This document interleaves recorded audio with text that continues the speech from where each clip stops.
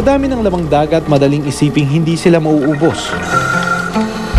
Tulad ng mga talakitok o jackfish na umaabot hanggang 4 na talampakan.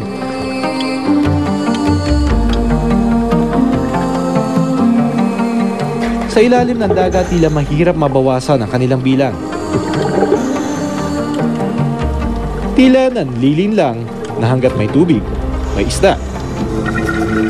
Pero ang totoo, ang big fish na ito sa isang iglap, maaaring mawala. Sari-sari pang isda dito sa dagat. Pero alam nyo bang 10% na lang na isda na nakikita natin dating populasyon nila noon?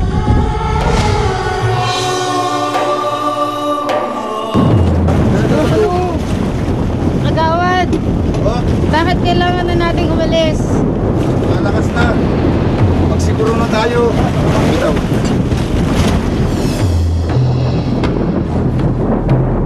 Kahit anong ulan at alon, di iindahin ng mga mangingisda ang makapanghuli lamang. Pero sa dagat ngayon, hindi nangangahulugang kapag ikay nagtiyaga, may nilaga.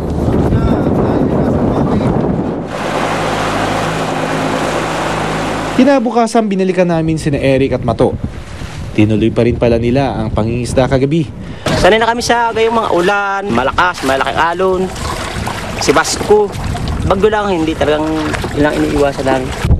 At matapos pagdaanan ang halos delubyong hampas ng ulan, Isang gabi lang, puno na yan, nung una. Ay ngayon ay, dalawang gabi lang ngayon, hindi pa naman kami dyan.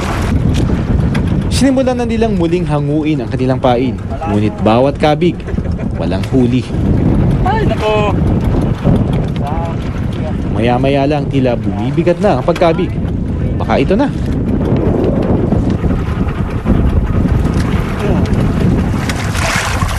Lapo. Lapo kayo, kaya kayo. Ano ba? Ano madulas? Plastic ata. Oh! Lapo. Lapo. Itong malaki. Lapo. Lapong malaki. Sa daang-daang pain, Dadalawang isda ang nahuli. Tapos na kuya? Tapos na. sa ganitong eksena, sino ang di maniniwalang nauubos na nga ang malalaking isda?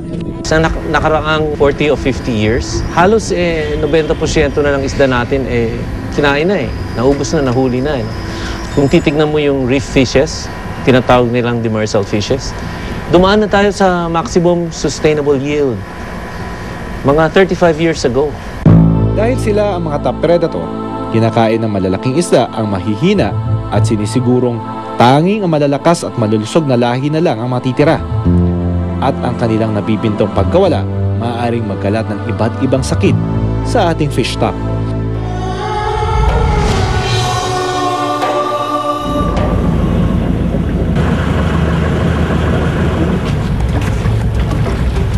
Sa isla ng Pamilakan sa Bohol, ipinagbabawal na ang paghuli sa mga butanding. Yung mga panganang whale shark dito na nakikita natin, patunay kung gaano kalaki yung mga hinuhuli ng mga mangingisda dito dati.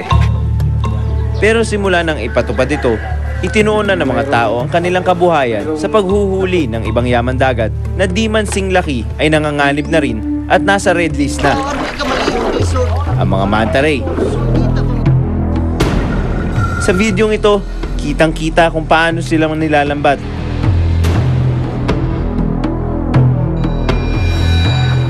Kinakatay. Pinapatuyo at binibenta sa palengke bilang delicacy. Ayon sa isang residente, kung noon ay nakakadalawandaan silang manta ray tuwing kasagsagan nito, ngayon ay mahirap makabente man lang. Ngunit ramdaman nila ang pagkaunti ng mga manta, di pa rin daw nila ito matitigil. Napakahirap naman siguro kung tanggalan kami lahat ng panghanap buhay rito. Dahil nakita naman siguro nyo, buong islan, maliit lang ng islan, yun ang inasahan namin. At saka kung natin sa whale watching, hindi kami nabubuhay. Umaasa silang hindi rin maipagbabawal ang paghuli ng mga manta sa kanilang lugar. Napakahirap, akala nyo, napakaganda mga hanap buhay ng dagat. Ulan, hangin, alon. Sobra pa sa laki ng bahay ng alon.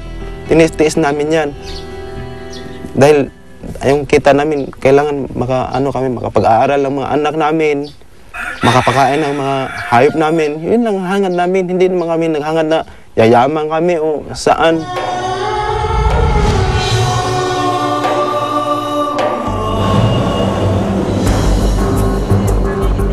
Halos araw-araw, ganito kararaming malalaking isda ang nahuhuli sa iba't ibang panig ng bansa.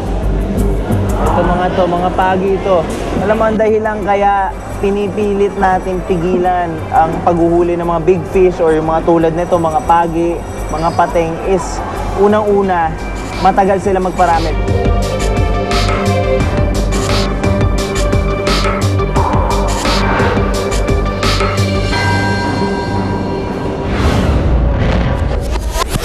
Bago ka raw mamatay,